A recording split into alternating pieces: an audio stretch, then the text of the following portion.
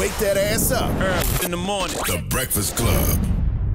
Morning, everybody. It's DJ MV, Charlamagne the guy. We are the Breakfast Club. We got our niece, Nyla, here. What up, Nyla? What's up, guys? And we got a special guest in the building, Fridayy. What's up? What's up, brother? How you feeling? Good. I'm blessed. Feel good to be here. Fridayy. Why did you name yourself after one of the most amazing days of the week, man? Shit, bro. When I was a kid, I used to see my cousins every Friday.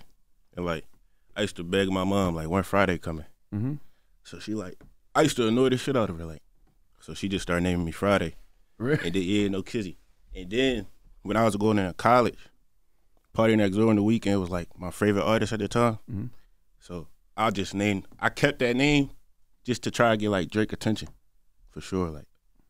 And that's when I went to college, everybody just started calling me that. Mm-hmm. What school you went to?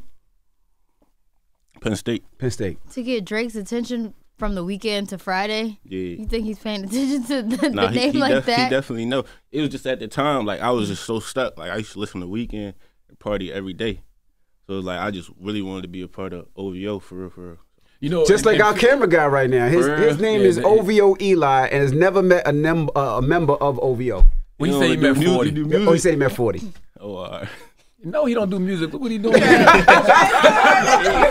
don't even do music, bro. He a digital producer. They did. But you know, Bars low key. He got bars. Oh, Lord have mercy. Jesus Christ. You know, back in Philly, back in the day, Fridays used to be a popping spot. For real? Yeah, the restaurant Fridays. TGIF, you mean? Yeah, It's still popping. TGIF, That I said shit's Fridays. still- Yeah. Yo, still come popping. You know what I'm on. saying? People used to go there. Like, it used to be a spot. They used to call it Black Fridays or something. And like everybody used to go hang out there. AI, You said in the Philly? state property. Yes. He Yeah, must yeah, not. no, He must not be Fridays, talking about TGI. TGI. No, right? he is. He's talking about Everybody TGI. goes to everybody. TGI No, but on Friday. Fridays, because they used to be big in Philly, because that's where everybody used to see AI, and there used to be one in Virginia that AI used to go to all the time, Applebee's. But I know it's Black Friday. Ask some of Yeah. your OGs in Philly about how TGIF used to pop off. I'm going to ask around. Why Friday with two Y's though? Just something like, every time I click Friday with one Y, the movie will come up. You know what I'm saying? I ain't want to compete with that. Got you. I just put another Y just to be different. Was it hard finding? Yeah, for sure. Was it hard finding a social media handle? You had to do that too? Yeah, I paid this bull from Australia, bro. He had my name. He was like, just send me 300. I had to do some weird stuff, like a weird payment. Mm-hmm. You know them, like, so I paid him, like, I don't know how I paid him. I think I wired him. He just gave me the name. Wow. So how did you get into the music game? You said you went to college. What'd you go to school for? I ain't had no major, bro. I just went because I was like, I just went. Yeah, I just went, bro. It's either that or you gotta get out the crib. You know what I'm saying? That's how I got Haitian parents, so it's either you go to college, get a nice job, or you gotta get out the crib. So I just went, bro.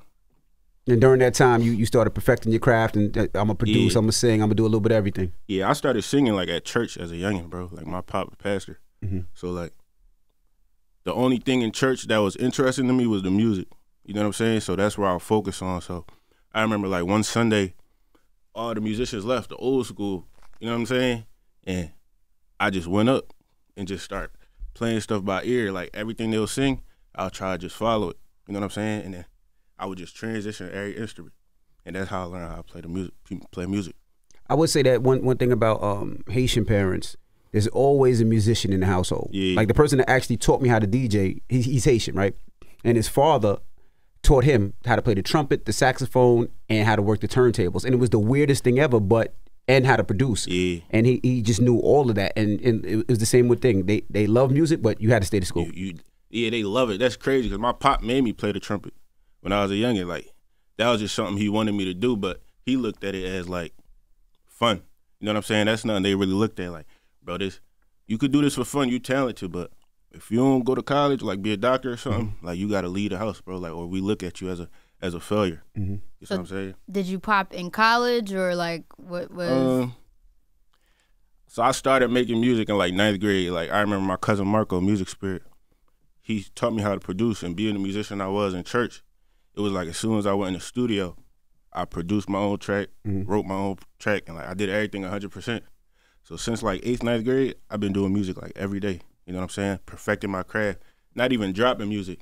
I was just so in love with it. You know what I'm saying? So like when I went to college, I started releasing music. You know what I'm saying? Like I'm introducing myself as Fridayy, but it's really not working. You know what I'm saying? I don't got no marketing, niggas don't believe in me, none of that. So that's how it all started. What was the big break? What was the first time when somebody's actually heard you like, oh, this is really gonna work? It was always like, bro, you nicest, like you hella talented. So anybody I ever played my music to, they knew like, bro, you one of them ones, bro. Like, but the first time it actually broke off was probably like during quarantine.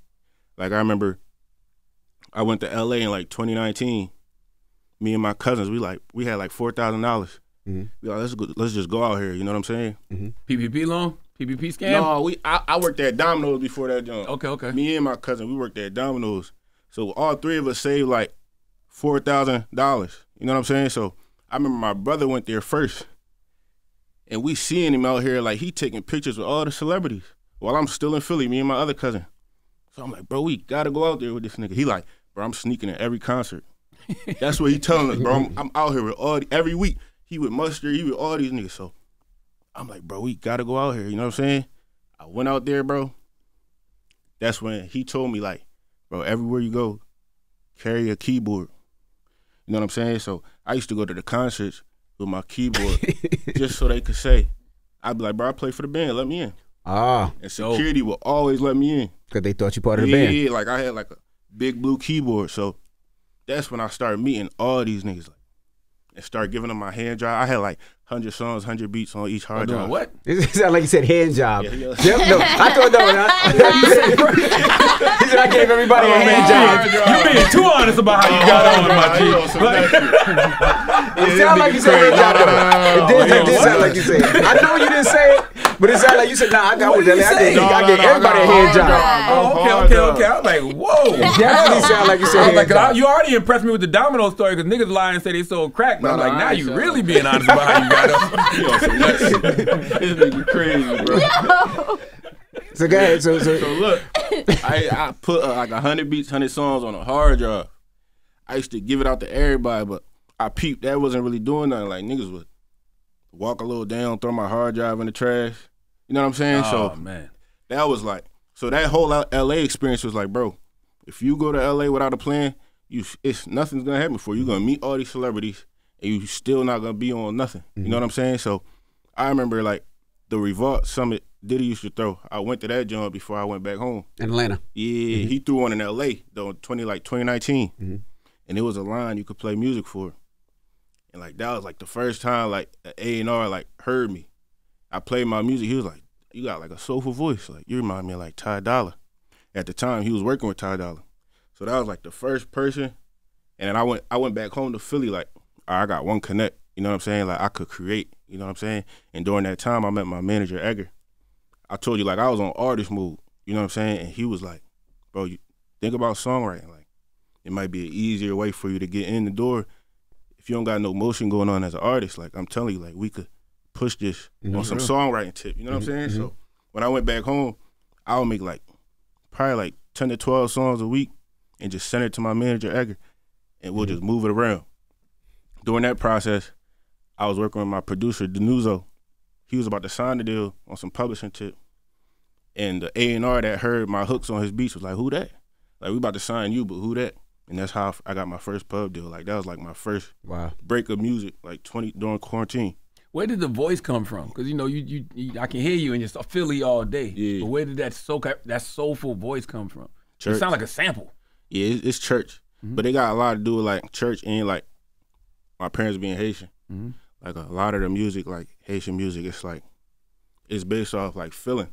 So like they're not the best singers. Like I wouldn't say the Haitians they're not the best singers, but when they sing, you feel it. You know what I'm saying? So it's a mixture of church and the pain of the Haitian. You know what I'm saying? Haitian music and all that. So from the beginning when you first started, that's how the voice sounded? Yeah. Wow. Like I had a deep voice at a young age. Like when I was like, because when I was like 10, bro, I used to like lead the choir, like the big choir. Like direct the choir, you know what I'm saying? So it started then. When I hear your music, man, when I hear your voice, and I love when you do like Afro beats vibe, because to me, I'm like, yo, Fridayy shouldn't do nothing but Afro beats. For real? That's because you just got that type of that energy. Feeling. Yeah, that feeling. That's the feeling I'm talking about, and that's why a lot of Afro artists they like attracted me, like, because it's like the feeling, bro. Like we feel you when you sing. You know what I'm saying? How'd you hook up with Khaled? So, like I said, I used to be on some songwriting tip, right? The person I signed to, the publishing label, the lady had left. And I remember I was in this deal, like, how you gonna leave me here? Like, I only signed here because of you. You know what I'm saying? I ain't know nobody at the head or nothing. So we was looking for a buyout.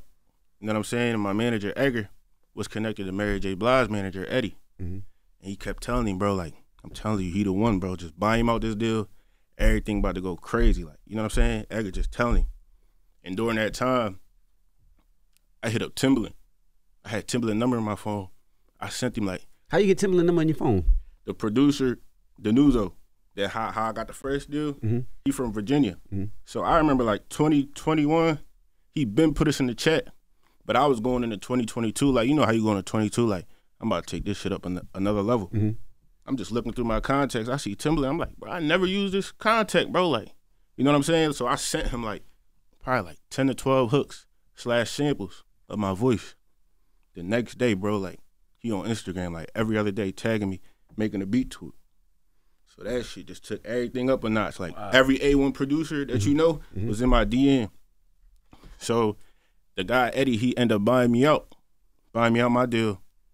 And that's when Chris Brown's song came out. I wrote for Chris Brown on Breezy, Wolves Fall Off, and Need You Right Here. And then I remember I made God Did in my room, bro.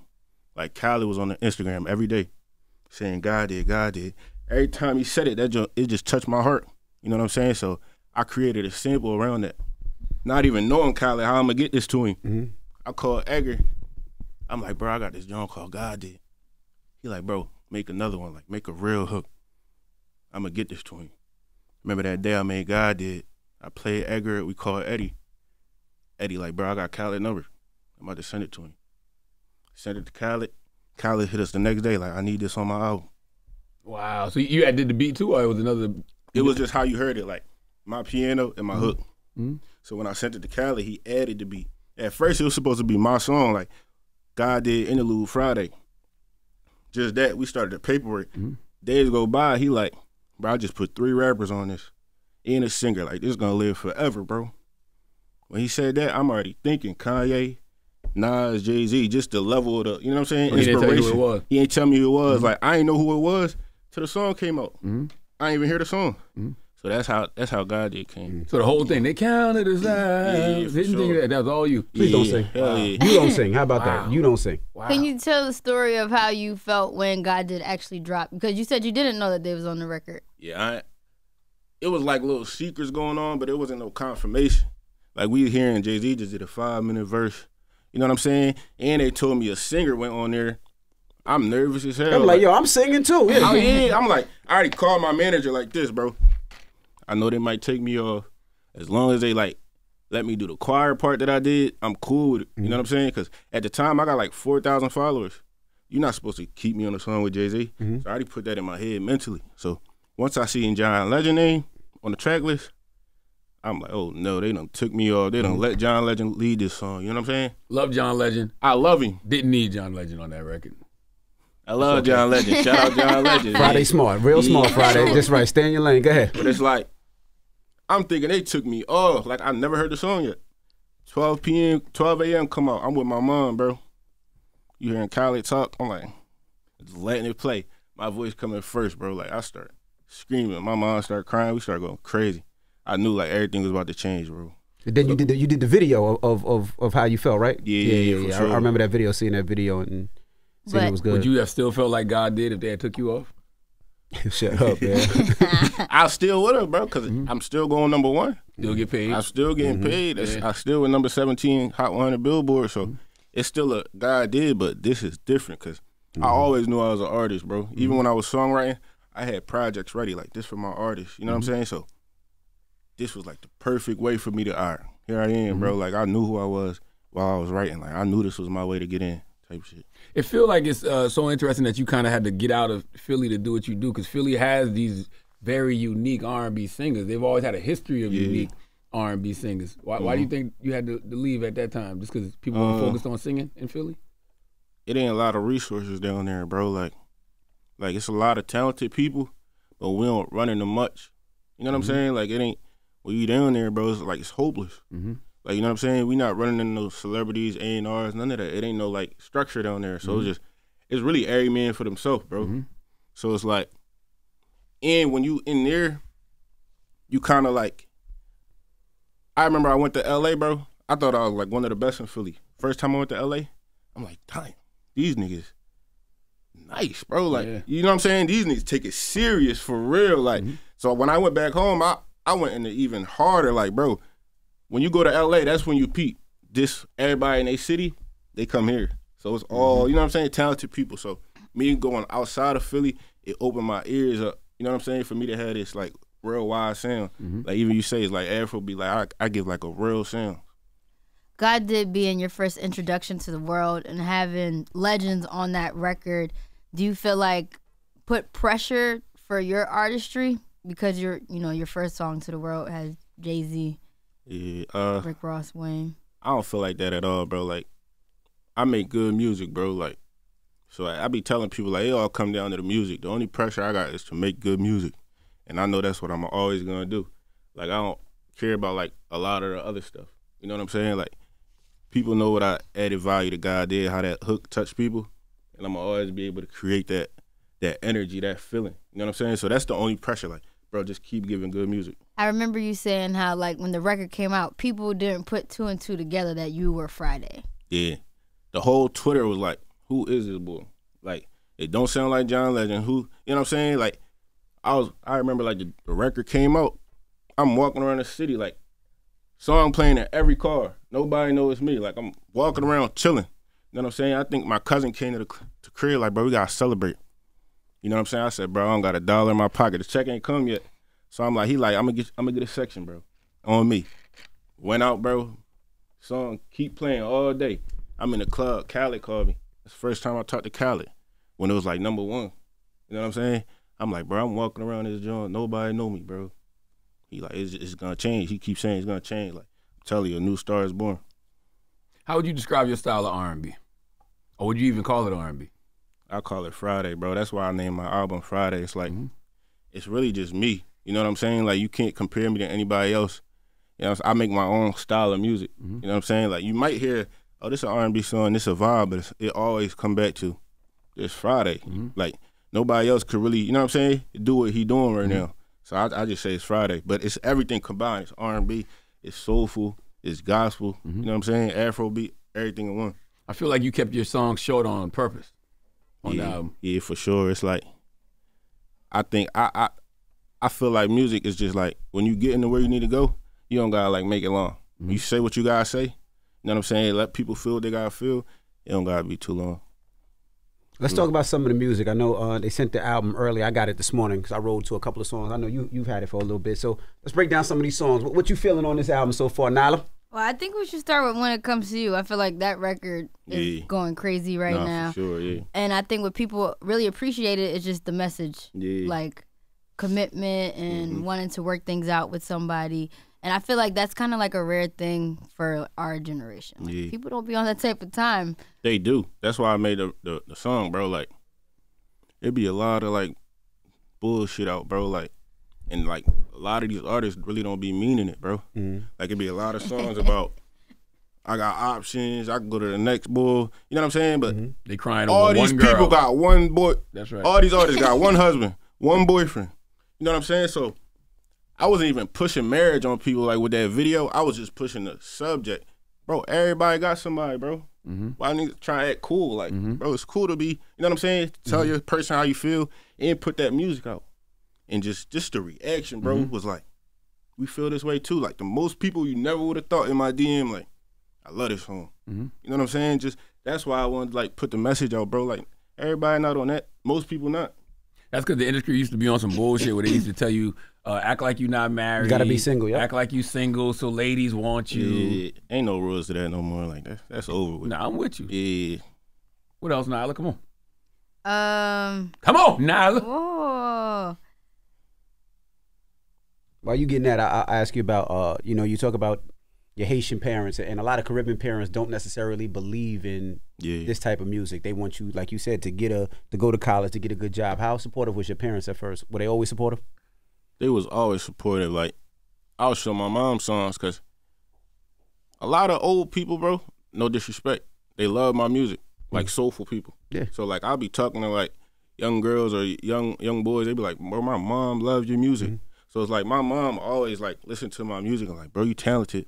But it was like, please go get a job, bro. Cause like, you know you talented, but go get a job. Yeah, please, like help me with these rent due. Like she's snapping on me, like help me, bro. Like, cause I'm in the crib 12 hours a day, blasting music. You know what I'm saying? So you already know how it was, but it's not the fact she ain't believing me. It's like, it's not something that's guaranteed. You know what I'm saying? So she always knew I was talented, but till that first check came, that pub deal, that's when she was all the way behind me. But that's why I respect it, though, because a lot of people forget when they chasing their dream, they forget to deal with their reality. Yeah. So you were still working, saving up your money. Yeah, you know? for sure, yeah. What's the first thing you bought your mom's?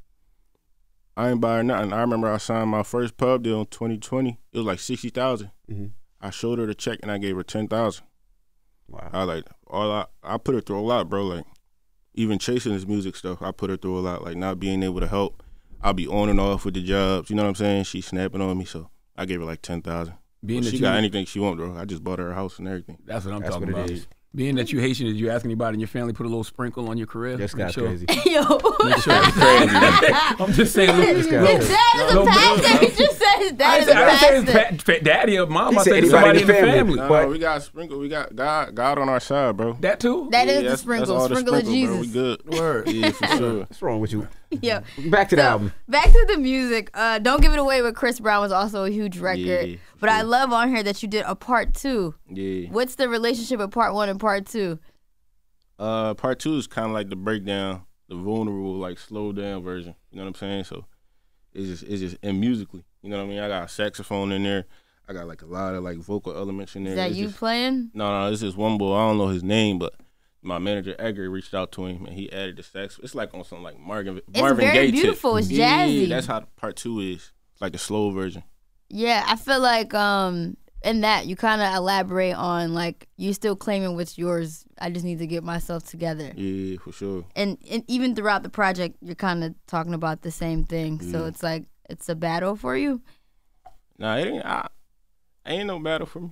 I was coming from a good perspective with this project. Like I wasn't on no crazy stuff. Like I was just saying like that song like just don't give it away. Like you know what I'm saying? Like I'm done playing with what I'm playing with. Like I'm done playing games. Like I'm all in. So did you let that individual play their games too? Oh hell no. What? It's not even them games you talking about, bro. It's not even those games. Okay. It's just like, all right, let's lock it in, bro. Yeah. Let's not. You know what I'm saying? Done with the games, don't give it away. So by games, you just mean games with each other, not games with other people. Yeah, we ain't on that. I ain't on that. Or Yeah. Okay. I do love like this project has like a gospel feel to it. Like I feel like it could be a gospel album, but then also it's like turn up Afrobeat vibes. Yeah. So with the gospel part of it, I feel like that's something we don't really get anymore, like a praise. Yeah, for sure. I wouldn't even call it gospel. Like it feel like it, cause like I'm giving so much soul and I'm bringing the choirs in. But Lord have mercy. Yeah, I mean, like for sure. But I'm talking like real life, everyday stuff. You know what I'm saying? So that everyday people go through. You know what I'm saying? Like even Mercy, I'm like, it's just every day. So I call it Fridayy, bro. Like I don't say it's gospel because people that don't listen to gospel love them styles of music from me. You know what I'm saying? How you end up locking in with a sake? Sake, man. Shout out my guy. That was like right after God did. A lot of Africans just loved me, bro. Like they thought I was one of them. Like Fridayy from Africa. His voice just so give us that feeling. So. And then I remember, like, somebody put me on a sake. He's so fire, man. I wanted to have a conversation with him when he was in town. I don't know nobody that know him, though. It ain't, bro, like, that whole album, I ain't skipped one track. Not one. And I was just in my room like this, like hands up, not even understanding the word. You know what I'm saying? And I DM'd him, bro, like, I was like, bro, I don't know what you saying. I told bro, like, I don't know what you saying right now, but you my favorite artist. I don't know what you're saying. You're not hard to understand. No, he's not hard to understand, but you gotta listen. Yeah, you gotta listen a few times to really hear what he's saying. But I was just in my room like this, and I said, I need you on something, bro. And then we hopped on the phone, and I told him the same thing, bro. Like, I don't know what you saying. He was the first artist. He was the first artist, bro, that I heard during the whole song. He had a choir with him. If you hear what I'm saying, like every verse, it's a choir singing behind him. So, and I love the choir. I'm like, how you think of that? Like you going through the whole song with a choir behind you. He was like, bro, you don't gotta understand what I'm saying. Like, it's music all about feeling, and that's how we kind of connect. Like, yeah, like he like I feel you, bro. Like God did. I listen to that. You know what I'm saying? Yeah, I went to Ghana. We went to Ghana for New Year's, and man, Organized. When I heard that shit, I was like, who is that? Different so guy that right whole there. Mr. Money with the vibe Different album. guy. So it's like he hopped on Blessings on my last EP. And bro, we just went out. I went out London, bro. He brought me out. Bro, the crowd sung word for word, bro. My whole song. Wow. Like, I got chills. I don't know if you see it on my Instagram. I got chills, bro. Like, I don't even think I could do that here. You know what I'm saying? Probably what God did or Lil Baby Forever. But my own song that I threw him on, I'm in London, bro. Word for word. I was about to shed a tear on stage, bro. You got the remix on the album. Huh? The remix on this. It was on the last album, Blessings Remix, on my EP. Oh, EP that I dropped like 10 months ago. So did the Fireboy joint come about after God did as well, or was that? Yeah, like I said, like it was just a lot of Afro artists. Like, who's Friday? Like, they love me. Like, they treat me like I'm one of them. And I treat them like they, you know what I'm saying? Like, they my favorite artists too, because growing up in the Haitian house, all you listen to is Haitian music, Jamaican music, Afrobeat. Like, if you at a Haitian party, it's all one. So, like, when I get on the phone with these guys, they already know, like, he knows what's going on. Like, even DeVito, like, I got something coming up with him. Like, I've been on him since 2015. You know what I'm saying? So it's just like, it's just family for real. You been over there yet? Nah. We got to do it big, though. You're not going to want to come back. You should go for December. You should go to Ghana. That's what they saying, December. Dirty December. Beautiful out there. Gotta do it. So you grew up, I know growing up in a Haitian household, you said you grew up listening to Afrobeats and stuff like that. Did you grow up on hip hop? Not really in my household. So, like, I probably, like, started listening to hip hop, like, probably, like, I was in middle school. You know what I'm saying? What was, like, the entry album for you? So, like, see, like, when I started making music, I'm from Philly, so it was, like, Boys the Men. You know what I'm saying? Then it was, like, Brian McKnight and then Jamie Foxx. And I used to always be on Jamie Foxx, bro. Like, how he played the piano and sung, bro. I used to watch him every day. When I remember he had the joint with Kanye West. Gold Digger. Yeah, and that's when I was like, Or Slow Jams. yeah, any one of them. I remember the video. And Kanye West was, like, my favorite artist. Kanye West, and then Meek Mill from Philly. I started going through life, and like Meek Mill, that was like my first two artists. I would say did one you thing. used to remake Boys and Men songs? I used to sing them, like when people asked me to sing. I bet you it took Like 10 what? minutes for you to do End of the Road. Water Runs Dry was my Water jam. Runs Dry? I don't remember what was Water Runs Dry. I don't remember that one. You don't know Waters Run Dry? Uh, That shit special though. right. But In the Road too, that's one of them In the ones. Road, Like, yeah. but like anytime somebody asked me when I was a youngin', I'll sing that. I would say one thing, you know, when people talk about pride and ego, you have no fear of hitting people that you want to hit. Like we just heard the story you hit, you know, whoever it was, Timberland, this, that, and the other. I just looked at, I was telling him, I looked at my thing, I checked, I was like, damn, Friday hit me a couple of months ago by listening to that. I've been hitting niggas up. Yeah. You threw his hand job in the trash. Yo, this nigga crazy, bro. He threw his hand job in the trash. Fucked up, yo. Crazy. Well, let's get a joint on. What you want to hear, man? Off the album. Album's out right now, by the way. You can pick it up right now. New album Friday is out. What you want to hear? Hold on, you got more questions now? You good? Yeah, I'm good. Hey man, I want to hear "Stand By Me," man. It's a special record. That's one of my favorites on the project. It's a heartfelt record. Whatever you're going through in life, it just resonates with a lot of people, everybody. All right. Do you feel like you on right now? Like, do you feel like you where you wanted to be all these years? Yeah, I be telling my manager I'm good, bro. All right. If it stopped right here, bro, like You said that on the album I'm too. from Philly, bro. Like I said that on the last track. Like I would never imagine. You know what I'm saying? There's people that have been in the industry for 30 years. They ain't performing at the Grammys. That didn't get 5 Grammy nominations. So I be telling my team, bro, like we gonna work hard, but like don't. I'm grateful, bro. Yeah. You get what I'm saying? Like Philly a special place. We all know that it's, crazy violence in Philly, but man, when you think about the artists that have come out of Philly, man, it's a very, very, very special place. Special place. The Roots, Jill Scott, Will Smith, like these Kevin Hart, like these are people that are for sure. international icons. Like so you don't ever think that you don't have the potential to do that. No, I know I got the potential, but the thing about me is, bro, like your question, do I feel like I'm on? I focus on the music. So like today's time, it's about a lot of other stuff, bro. Like the music get pushed behind. You got to be on some weird stuff, politicking. every party, doing weird shit. You know what I'm saying? So I'm in my crib just making music. I know my music is where it needs to be. Right. Like, I stream well. Like, I chart well. You know what I'm saying? So on that prospect, like, I know I'm where I need to be. I'm with the greats when I drop. You know what I'm saying? So, but it's the other stuff. Living in this generation, it's not about that, bro. So I feel like I'm in the mid, bro. Like, if you get what I'm saying. Well, you one of the blessed ones because you are getting attention for your music. I know exactly what you're saying. And that's all that really matters to me, bro. Because I don't gotta be at these weird. I don't gotta do this. You know what I'm saying? Yeah, I know exactly. Like, I just do what I love, bro. Be around my mom and my family. You ain't doing no goofy shit on Instagram. Yeah, for sure. Everybody that follow me for music. That's right. They don't care about nothing else. You know what I'm saying? Like, Oh, there you have it. It's Friday. Yep, for sure. It's the Breakfast Club. Good morning. Wake that ass up. Early in the morning. The Breakfast Club.